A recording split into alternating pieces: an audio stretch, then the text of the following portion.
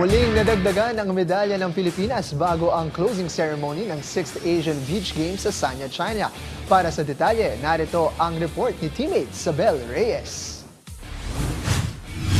Hindi man umabot sa ginto, panalo pa rin sa puso ang ipinakita ng Gilas Pilipinas Women's 3x3 team matapos ang kanilang makasaysayang kampanya sa 6th Asian Beach Games sa Sanya, China. Sa gold medal match na ginanap sa Sanya Sports Center Gymnasium, yumuko ang Pilipinas kontra sa host na China 13-21.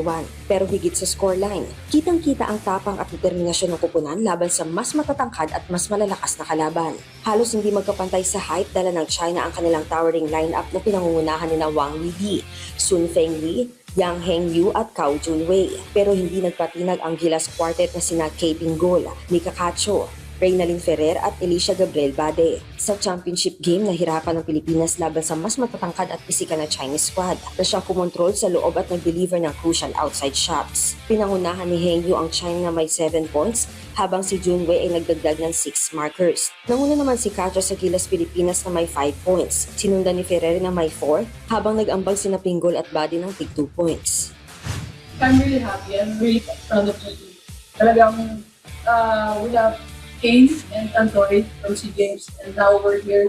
I think this is one of the best feeling, after SEA Games that we didn't have any medal, but now even though we didn't get the gold.